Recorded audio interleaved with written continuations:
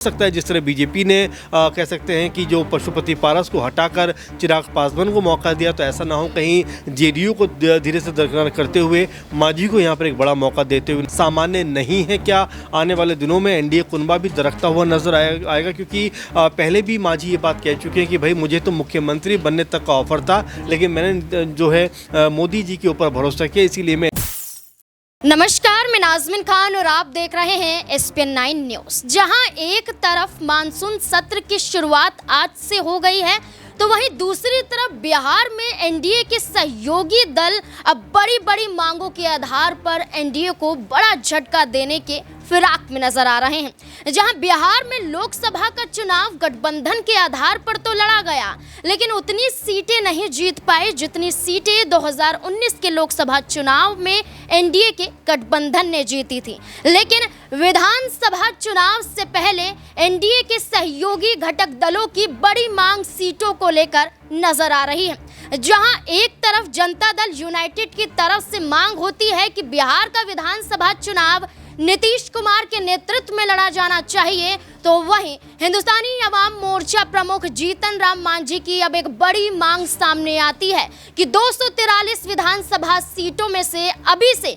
जीतन राम मांझी की मांग है कि कम से कम एनडीए उन्हें 25 सीटें तो दे। अगर 25 सीटें अगर तय होती हैं तो इससे ज़्यादा सीटों पर भी लड़ने की चर्चा करेंगे और अपने समर्थक सहयोगी दलों का भी साथ देंगे। साथ ही साथ जहां जीतन राम मांझी ने सीटों की मांग तो कर दी है, वहीं जनता दल यूनाइटेड प्रमुख नीतीश कुमार को लेकर एक बड़ा आरोप भी लगा दिया है। नीतीश कुमार पर पलटवार करते हुए भी नजर आए हैं, या कहें कि हमला साधते हुए नजर आए हैं। इस इरादे से नजर आता है कि क्या हम और जेडीयू पार्टी का जो गठबंधन एनडीए के साथ देखा जा रहा था, क्या ये अब गठबंधन विधानसभा चुनाव से पहले टूटने की कगार पर पहुंच जाएगा? न्यूज़ रूम में मौजूद हैं, तमाम सवाल बनते हैं, तमाम सवालों के जवाब खंगालने की कोशिश करेंगे। अमन सर मेरे साथ मौजूद हैं, जानने की कोशिश करते हैं कि आखिरकार जो बिहार में अब सीटों को लेकर बड़ी बड़ी मांगे हो रही हैं, इस आधार पर अब एनडीए की तरफ से क्या फैसला लिया जाएगा? सर, अब जीतन राम मांझी ने मांग कर दी है कि कम से कम 25 सीटें तो चाहिए ही चाहिए। अगर इससे ज़्यादा सीटें भी हो जाती हैं तो उसमें कोई भी शक नहीं होगा, लेकिन 25 सीटों पर तो दावा कर रहे हैं। अब जीतन राम मांझी की 25 सीटों की मांग क्या एनडीए को एक बड़ा झटका देती हुई नजर आएंगे? देखिए, जब से बीजेपी की ताकत कम हुई, यानी कि 2024 का परिणाम सामने आया, उसके बाद से लगातार जो सहयोगी दल हैं देखने को मिला नाजमीन की वो दबाव बनाते हुए नजर आते हैं। आप उत्तर प्रदेश में देखिए, चाहे जयंत चौधरी हों, चाहे ओपी राजभर हों, अनुप्रिया पटेल हों, संजय निषाद हों, सब मिलकर कहीं ना कहीं बीजेपी के ऊपर दबाव बना रहे हैं। इसके अलावा बिहार में आप देखिए, वहाँ पर जेडीयू का भी अलग राह दिखाई देता है, चिराग पासवान भी अलग राह पर चलते हुए नजर आते हैं, तो मांझी का भी अब सुर जो है वो बदलता हुआ नजर आता। आप देखिए, कल ही उन्होंने नीतीश कुमार के ऊपर हमला बोलते हुए कहा था कि वो तो चाहते थे उनकी पार्टी कभी इस्टेब्लिश हो ही ना पाए, कहते थे पार्टी चल नहीं पाएगी, लेकिन आज पार्टी चल नहीं रही बल्कि दौड़ रही है। तो ऐसे तमाम सारी बातें हैं जो जीतन राम मांझी कहते हुए नजर आते हैं। लेकिन सबसे महत्वपूर्ण बात की, जो विधानसभा चुनाव अब से लगभग अगर तयशुदा समय पर होते हैं तो मानकर आप चलिए कि साल भर के बाद होते हुए नजर आएंगे, लेकिन अभी से उसकी भूमिका कहीं ना कहीं बनती हुई नजर आती है। मांझी जो हैं वो ये चाहते हैं कि भाई कम से कम 25 सीटें उनको मिलनी चाहिए, जबकि एकमात्र सांसद उनका है और 3 से 4 विधायक उनके। ऐसे में क्या वाकई में एनडीए कुनबा उनको 25 सीट देने पर राजी होगा? इस हिसाब से अगर देखा जाए तो फिर चिराग पासवान कम से कम सोचिए 100 सीटों की मांग करते हुए नजर आएंगे। तो ये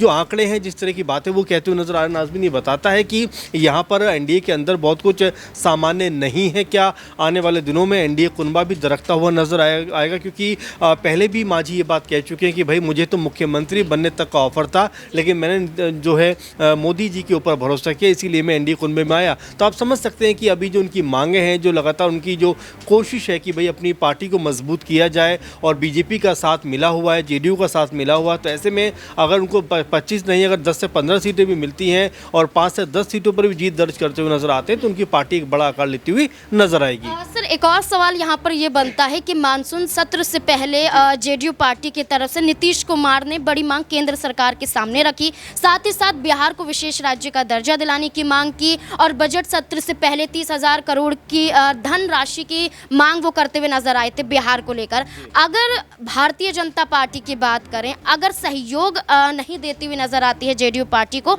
नीतीश कुमार क्या कदम उठाएंगे? क्योंकि जब गठबंधन में आए थे, शर्तों के साथ आए थे, लोकसभा का चुनाव, विधानसभा का चुनाव एक साथ करवाने वाले थे, लेकिन नहीं हो सका। सीटों को लेकर भी कहीं ना कहीं दबाव बना रहे थे, लेकिन यहाँ पर 16 सीटों पर सिमट कर रह जाते हैं, 12 सीटों पर जीत दर्ज करते हैं। अब बिहार को विशेष राज्य दर्जे की मांग पर अड़े हुए नीतीश कुमार नजर आते हैं। क्या लगता है, मांगे पूरी होंगी? देखिए बिल्कुल, और ये कोई अब की मांग नहीं, लंबे अरसे से मांग कहने की नज़र आती है और 18 साल से लगातार मुख्यमंत्री नीतीश कुमार है। ऐसे में विकास की अगर बात होती है तो जो नीतीश कुमार है उनको सबसे आगे होना चाहिए, लेकिन अभी भी वो हर एक जो बात है वो यहाँ वहाँ टालते हुए नजर आता है। आप देखिए लगातार बिहार में पुल गिर रहे हैं, लेकिन वो अपनी जिम्मेदारी लेने के बजाय तेजस्वी यादव के ऊपर सारी की सारी जो है आरोप मढ़ते हुए नजर आते हैं। तो ये जो चीज़ें बताती हैं कि नीतीश कुमार अभी भी कहीं ना कहीं अपने आप को बचा कर रखना चाहते हैं ताकि आने वाले चुनावों में इसको बेहतर तरीके से इस्तेमाल करने पाए। अब क्या वाकई बीजेपी उनको जो विशेष राज्य का दर्जा वो देती हुई नजर आएगी? और क्या जो लंबे समय से एक मांग रही है जिसका आप समर्थन जो है वो चिराग पासवान भी करते हुए दिखाई पड़ते हैं, अगर ऐसा नहीं होता है तो मुझे लगता है कि बिहार के अंदर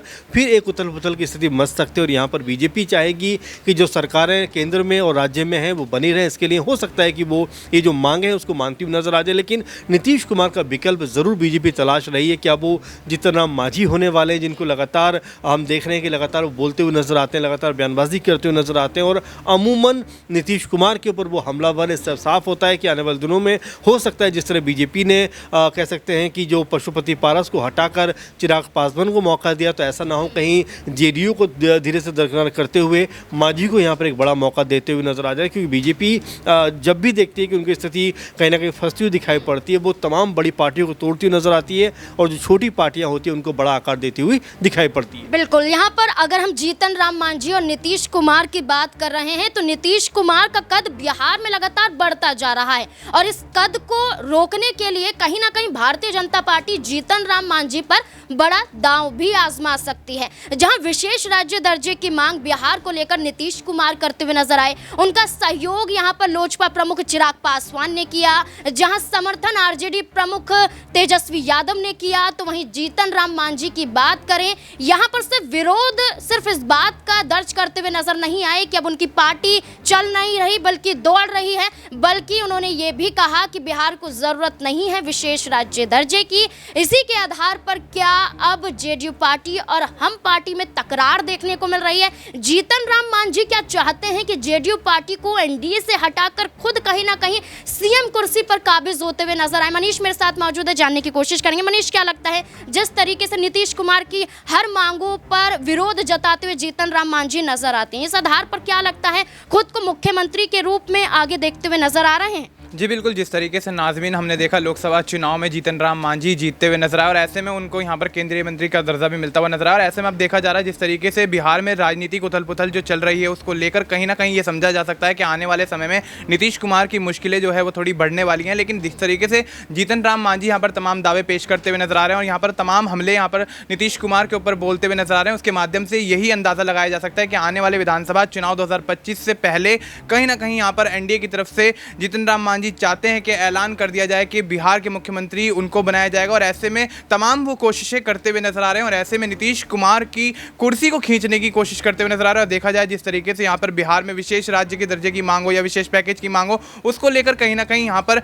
नीतीश कुमार को चिराग पासवान का समर्थन मिलता है, नीतीश कुमार को और सहयोगी दलों का यहाँ पर एनडीए के सहयोगी दलों का यहाँ पर समर्थन मिलता हुआ नजर आ रहा है। लेकिन देखा जाए तो इस तरीके से कहीं ना कहीं एनडीए की जो सरकार है उस पर भी आंच आती हुई दिख रही है और ऐसे में आने वाले समय में अगर यहाँ पर जीतन राम मांझी यहाँ पर मुख्यमंत्री पद के तौर पर, मुख्यमंत्री के दावेदार के तौर पर यहाँ पर नजर आते हैं तो यहाँ पर वाकई नीतीश कुमार के लिए बहुत बड़ा झटका होगा। लेकिन अगर नीतीश कुमार 10वीं बार यहाँ पर बिहार के मुख्यमंत्री बन जाते हैं विधानसभा चुनाव 2025 के परिणामों के बाद, तो कहीं ना कहीं ये जीतन राम मांझी के लिए बहुत ही ज्यादा बड़ा झटका होने वाला है। बिल्कुल, यहाँ पर नीतीश कुमार, उनकी पार्टी जनता दल यूनाइटेड की मांग तो सिर्फ इतनी है कि नीतीश कुमार को एक बार फिर से बिहार के नेतृत्व में चुनाव लड़ाने के लिए आगे किया जाए, लेकिन भारतीय जनता पार्टी की सहमति ना जाहिर होना, इस बात पर आधार नजर आता है उनका कि कहीं ना कहीं भारतीय जनता पार्टी तो नहीं चाहती कि नीतीश कुमार यहाँ पर बिहार के मुख्यमंत्री 10वीं बार ना बन पाए, इसलिए उनके नेतृत्व में चुनाव लड़ाने को लेकर अभी तक फैसला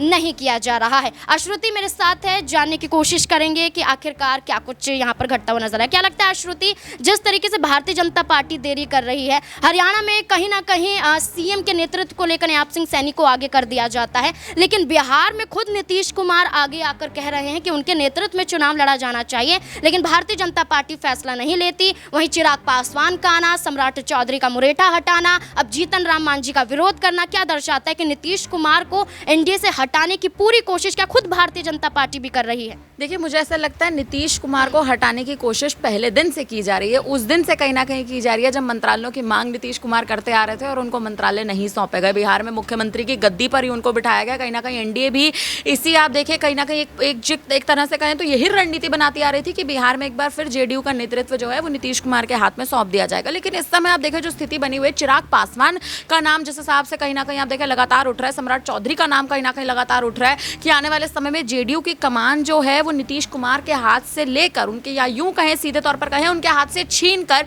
किसी ऐसे नेता, किसी ऐसे राजनेता के हाथ में सौंपी जाए जो नीतीश कुमार से बेहतर पार्टी चला सके। और वहीं अगर आप देखें, अगर 9वीं बार आप मुख्यमंत्री बने हैं तो बतौर आप देखें कहीं ना कहीं राजनीति में आपने सक्रियता निभाई होगी, काम तो आपने बिहार की जनता के लिए किया ही होगा, तभी आप 9वीं बार मुख्यमंत्री बने। भले आप किसी भी रणनीति के तहत बने हो, एनडीए में शामिल होकर ही क्यों ना आपने वापसी 9वीं बार मुख्यमंत्री की शपथ ली हो, लेकिन चिराग पासवान का नाम जिस हिसाब से आप देखें लगातार उठ रहा है, युवा नेता के तौर पर चिराग पासवान खुद उठते नजर आ रहे हैं। और जेडीयू की 12 सीटें लेकर जो इस बार नीतीश कुमार एनडीए में गए तो सही, लेकिन आप देखें ना तो आप देखिए जिस हिसाब से बहुमत का आंकड़ा पार करवाने में एक अहम भूमिका निभाते नजर आए, लेकिन जो मांगे रख रहे थे वो मांगे उनके हित में नहीं आई। जब आपको मांगे ही आपकी पूरी नहीं होंगे, जो आप मांग रहे, जिस मंत्रालय की आप साफ तौर पर मांग कर रहे कि मुझे आप ये मंत्रालय सौंपे, याद करें जब वो रेल मंत्रालय में थे तो कहीं ना कहीं उनके पूरे काल में घटना है जो कहीं ना कहीं ट्रेन हादसे जो हमें देखने को मिले थे, उसके बाद से मुझे लगता है इंडिया कहीं ना कहीं इस बात पे भरोसा नहीं। अगर मैं कहूं कि भारतीय जनता पार्टी खुद अपने नेतृत्व में चुनाव लड़ती हुई नजर आती है, तो क्या बिहार में एनडीए टूट जाएगा?